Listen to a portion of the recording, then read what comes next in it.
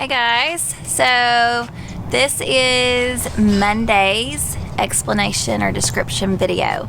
So we're going to start with a warm-up, of course, a Tabata warm-up, and we're going to start with singles, doubles, or calf raises. Calf raises look like this. I feel like this camera is too low. Maybe I'll scoot back. Alright, then from there you're going to go into air squat. So with an air squat, you're going to have your feet hit a little out of hip width apart. That didn't make any sense. A little wider than hip width. A little bit wider than hip width apart. Man. Initiating with the hips, you're going to go down past parallel and then driving up through the heels all the way back up to the top, keeping that chest nice and big. Alright. Then from there, we're moving to push-ups.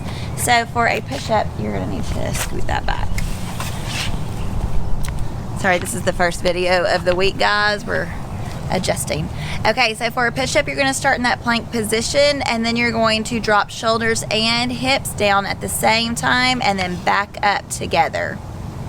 To scale this, you can go to your knees. This will help work that core.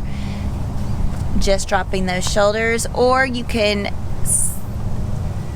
snake up and snake down. Gosh, words are hard this morning. Lowering your hips, then your chest, or then bringing your chest up and then your hips. All right, then we've got burpees. So for burpees, we basically are just going to drop to the ground, feet going back at the same time, and then coming back up together. Or to scale, you can place your hands down, stepping your feet back one at a time and pressing up. There we go. And still going up out overhead. Honey, I think you need to like scoot it back just a little bit more. There we go. And then we'll go back to singles, doubles, or calf raises. And then we've got jumping squats. So jumping squats, we're going to be in that squat stance, going all the way past parallel and then jumping out of that squat. Then we've got stink bug. So we're going to have a wider stance. Hands are going to be closer to our feet than typical for a push-up. And we're going to bring our head straight in between our hands and pressing up and fully locking out. What we don't want to do is face plant. There we go. We don't want that. And then we've got lunges. So starting from that squat stance, we're going to step forward, pushing that back knee down to the ground and alternating. All right, for Monday's WOD, we have 5 3-minute AMRAPs with 1 minute of rest in between. So each AMRAP, you are going for the core WOD, you're going to do 10 high pulls, 20 singles, 20 back stepping lunges, and 20 singles. And then you will rest between each 3-minute AMRAP. For one day, you've got 10 power clean, 20 double unders, 10 front rack back stepping lunges, and 20 double unders. And you'll rest 1 minute between each AMRAP. So Levi's going to show us what these movements look like. Alright, so real quick with the bands for the high pulls, you can use bands for high pulls. If you're doing the 1 day WOD, for the power cleans, you can do high pulls as well, if you wanted to adapt that. So for the high pulls, we're going to step inside the band, make sure we got good tension, and we're going to pull, keeping our elbow above everything, not letting it drop underneath. Everything's high. Pull up as high as we can. So again, here, pull, pull. If you have a really strong band and you need to, you can pull here as well. If you got a lighter band, I would do it one arm, get a little more work. If you have one of the weighted elements, like a kettlebell or a dumbbell, high pull is coming from the ground. A good stance here, like you're bending over to pick up that barbell. Flat back, stand up, and pull high. Switching to the other side. Pull high. All right, we're alternating on these back and forth with the high pulls. Same thing with a dumbbell. Pull pulling high. Remember, make sure to keep that elbow up the entire time.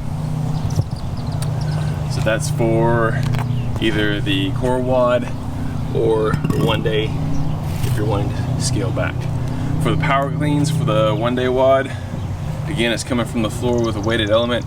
This is not something we could do with the band. We'll pull from the floor, ending up in that front rack position for the dumbbell.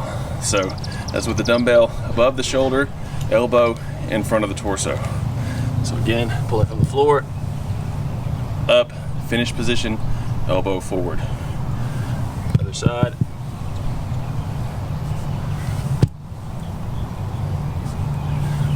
Power cleans, I don't believe they have to alternate. If you want to alternate, that's perfectly fine.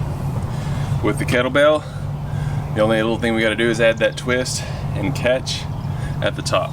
So we're pulling from here, catch it on your shoulder.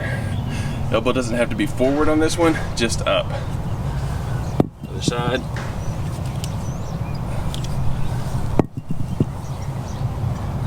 All right, make sure you're focusing on keeping your back flat, using those hips to extend and launch that weight up. After this, you've got singles or doubles, and then we've got back step lunges. For the core, it's unweighted. For the one day, it is weighted. So I'm just gonna demonstrate it weighted. For the core folks, you're just gonna do the same thing without the weight. So front rack, the kettlebell, let's just get it up here. Make sure to rest, try to keep it as close to your body as possible. And then what we're gonna do is get in that squat stance, step back, touch the knee, and then return to that standing position. Make sure you keep everything upright. We want chest and torso to be upright the entire time. Back, up, back, up. You'll want something safe for your knees, or soft for your knees to land on. With the dumbbell, you can either be holding it here. The easiest thing is just to hold it here. Try to keep those elbows up. Same concept though. Just going back, lightly touching the knee, and right back forward.